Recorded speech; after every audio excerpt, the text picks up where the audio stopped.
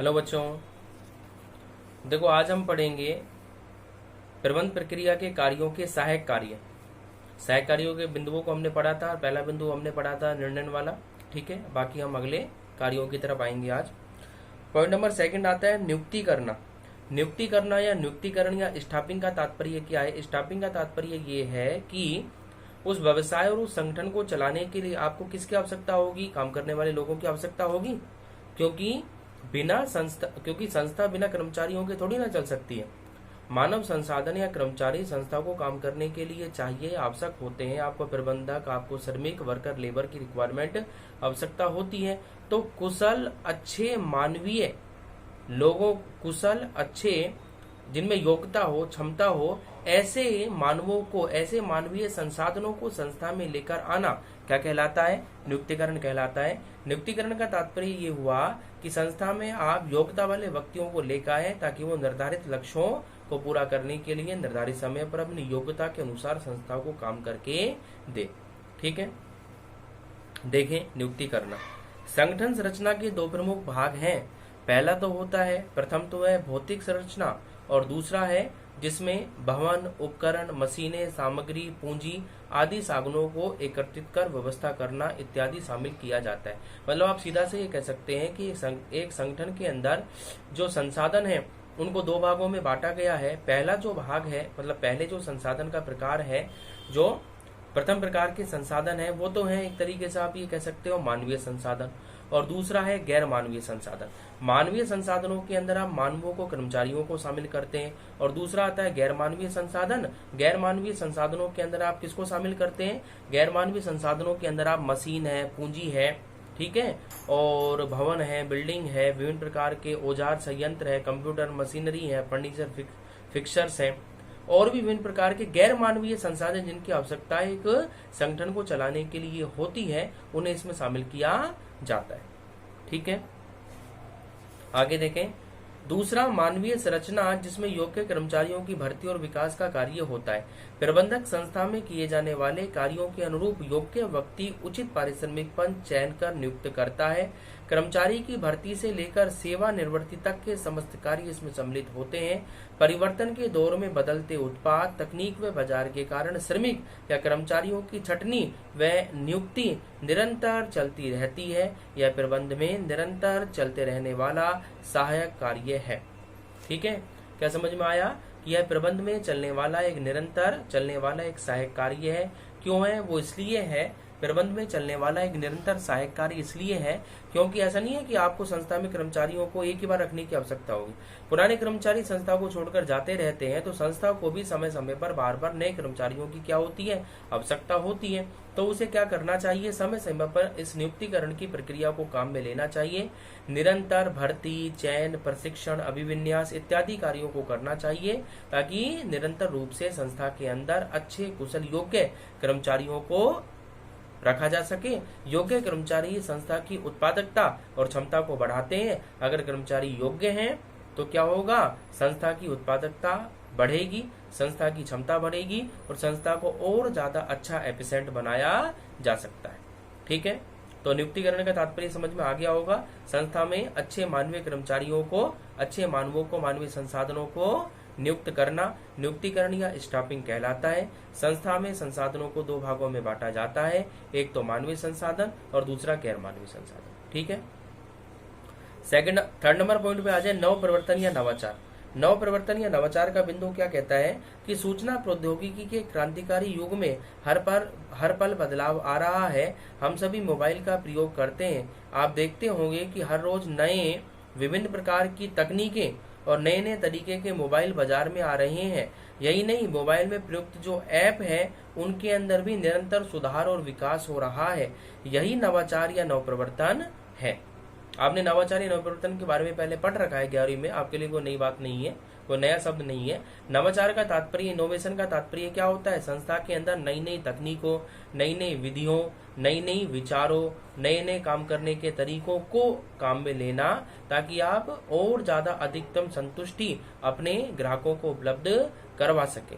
ठीक है, इसे किसके नाम से जानते हैं? इसे ही हम नवाचार या इनोवेशन या नवप्रवर्तन के नाम से जानते हैं। अच्छा, संस्था को चलाने के लिए नवाचार या नवप्रवर्तन अत्यंत आवश्यक है। नवाचार या नवप्रवर्तन के बिना संस्था के अस्तित्व को बनाए रखना संभव नहीं हो पाएगा।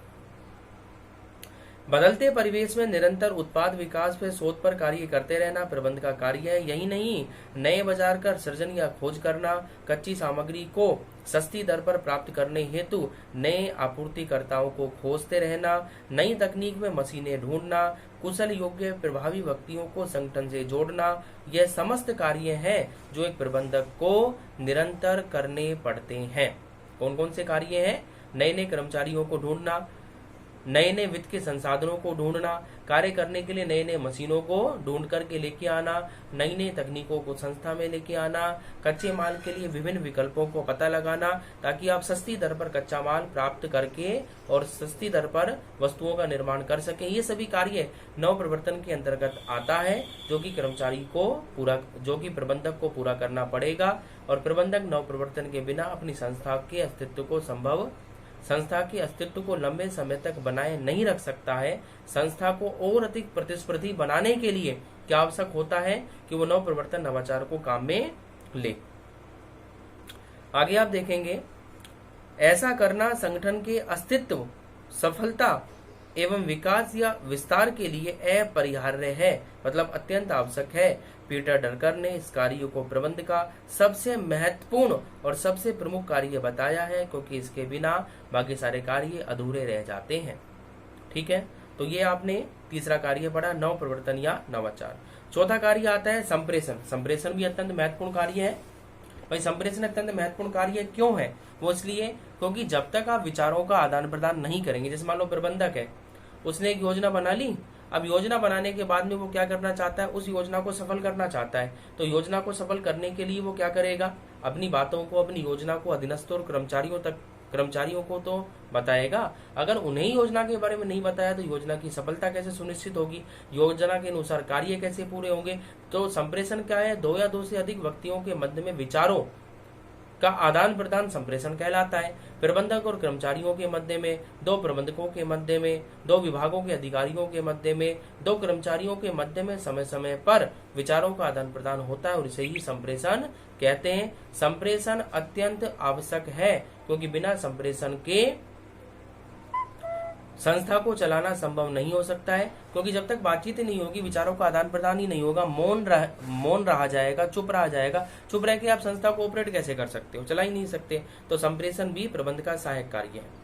देखें, संप्रेषण प्रबंधक व कर्मचारियों के मध्य में विचारों, तथ्यों, सूचनाओं और भावनाओं के आदान प्रदान को संप्रेषण कहते हैं। संप्रेषण प्रबंध के विभिन्न स्तरों पर संदेश, निर्देश, आदेश, सुझाव व सूचनाओं का प्रसारण है ताकि कर्मचारी कुशलतापूर्वक कार्य निष्पादित कर सके। संगठन में सुचारू संप्रेषण की व्यवस्था या प्रणाली को लागू करना एक प्रबंधक का विशेष कार्य है। प्रभावी संप्रेषण प्रणाली से कर्मचारियों में फैलने वाले भ्रम, अफवाह, मनमुटाव या दुर्भावनाओं को दूर किया जा सकता है। किसके माध्यम से? प्रभावी संप्रेषण व्यवस्था के माध्यम से कर्मचारियों में फैलने वाले जो भ्रम है, अफवाह है, उनके मध्य में, उनमें जो असंतुष्टि है, उनमें जो मनमुटाव है, द्वेष भावना है, उसको दूर हम कर सकते हैं और संस्था के मध्य में संतुलन को स्थापित किया जा सकता है। विभिन्न कर्मचारियों और विभागों और काम करने वाले व्यक्तियों में संतुलन स्थापित हो सकता है। ठीक है, आ रहा होगा आपको समझ में। और लास्ट पॉइंट आता है प्रतिनिधित्व करना, टू रिप्रेजेंटेशन। क्या करना? रिप्रेजेंट करना, प्रतिनिधित्व करना। तो रिप्रेजेंटेशन या प्रतिनिधित्व करने का तात्पर्य क्या हुआ कि प्रबंधक का एक और कार्य है कि वो अपने संस्था की तरफ से क्या करेगा? प्रतिनिधित्व करेगा। किसका? अपनी संस्था का। भाई संस्था तो क्या है? अदृश्य व्यक्ति है, संस्था कृत्रिम व्यक्ति है। अब कृत्रिम व्यक्ति की तरफ से कोई ना कोई प्राकृतिक व्यक्ति जैसे प्रबंधक क्या करता है? अपनी संस्था को लोगों के समक्ष प्रस्तुत करने का, लोगों के समक्ष बताने का कार्य करता है। तो प्रत्येक व्यवसाय को प्रभावित करने वाले बाहरी घटक तत्वों से संपर्क में रहना, उनसे अच्छे संबंध बनाना, संबंधों को बनाए रखना, वार्तालाप करना, उनके साथ विचार गोष्ठियां करना तथा संगठन के हितों की सुरक्षा करना, ये समस्त कार्य आज के वैश्विक युग में नितांत आवश्यक हो गए हैं। अब इन समस्त कार्यों को करेगा कौन? इन समस्त कार्यों को करेगा प्रबंधक। प्रबंधक अपने संगठन की तरफ से इन समस्त कार्यों को करने का प्रयास करता है। इसके लिए प्रबंधक को संबंधित एसोसिएशन, दल या संघ में हिस्सा लेने के लिए संगठन का प्रतिनिधित्व करना चाहिए। इसके लिए प्रबंधक को क्या करना चाहिए? संबंधित एसोसिएशन, दल या संघ में हिस्सा लेने के लिए संगठन का प्रतिनिधित्व करना चाहिए, और संगठन का प्रतिनिधित्व करना ही प्रबंधक का कर्तव्य होता है। तो प्रबंधक का एक और सहायक कार्य क्या है? प्रबंध प्रक्रिया का प्रबंध का और सहायक कार्य क्या है? प्रतिनिधित्व करना। वो प्रतिनिधि बनकर के अपने संगठन, अपनी संस्था का प्रतिनिधि बनकर के बाहरी घटकों के सामने, बाहरी व्यक्ति जैसे सरकार है, जैसे विभिन्न टैक्सेशन डिपार्टमेंट, कर विभाग है, जैसे विभिन्न प्रकार के और पक्षकार, बैंक है, आपूर्तिकर्ता है, ग्राहक है, इन समाज है, इन सभी के सामने कौन प्रस्तुत होगा?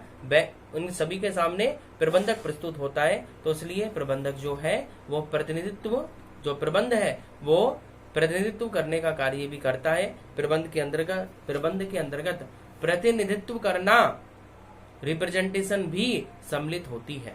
ठीक है, हाँ बेटा, समझ में आ रहा होगा। तो इस तरह से आपका ये टॉपिक सहायक कार्यों का पूरा हो गया। कौन कौन से कार्य आपने पढ़े? टॉपिक आपने पढ़ा है प्रबंध के कार्य, प्रबंध प्रक्रिया के कार्य या प्रबंध प्रक्रिया के चरण। कितने चरण हैं? 2 तरह के चरण या 2 तरह के कार्य हैं। इन कार्यों और चरणों को 2 भागों में बांटा है, एक तो मुख्य और दूसरा सहायक। ठीक है, मुख्य कार्यों में आपने कौन कौन से पढ़े? नियोजन, संगठन, निर्देशन, नियंत्रण। ठीक है, ये इसके कौन से कार्य हैं? और एक और कौन सा रह गया? समन्वय। ये कौन सा कार्य है इसका? ये 5 इसके मुख्य कार्य हैं। ठीक है, 5 मुख्य कार्य हैं: नियोजन, संगठन, निर्देशन, नियंत्रण और समन्वय। ये 5 मुख्य कार्य हैं और 5 ही सहायक कार्य हैं। 5 सहायक कार्य कौन कौन से जो अभी आपने पढ़े? जैसे पहला नियंत्रण, दूसरा नियुक्तिकरण, तीसरा नवप्रवर्तन या नवाचार, चौथा संप्रेषण और 5वां प्रतिनिधित्व करना। ठीक है, कौन कौन से? पहला निर्णय करना, दूसरा नियुक्तिकरण करना, तीसरा नवप्रवर्तन या नवाचार करना, चौथा संप्रेषण करना और 5वां प्रतिनिधित्व करना। ठीक है, ये 5 इसके सहायक कार्य हैं। इसके साथ में ये प्रबंध प्रक्रिया के चरण या कार्यों का टॉपिक पूरा हो गया है। ठीक है, अब हम अगला टॉपिक पढ़ेंगे। नेक्स्ट वीडियो में हम अगला टॉपिक पढ़ेंगे विचारधारा के बारे में। इसमें जो है वो हेनरी मिन्ट्सबर्ग की रिसर्च थ्योरी दी हुई है। हेनरी मिन्ट्सबर्ग की रिसर्च थ्योरी हम पढ़ेंगे कि हेनरी मिन्ट्सबर्ग ने क्या रिसर्च की और क्या रिसर्च करने के बाद में क्या थ्योरी दी है, उसके बारे में हम अध्ययन करेंगे। ठीक है, ओके बेटा।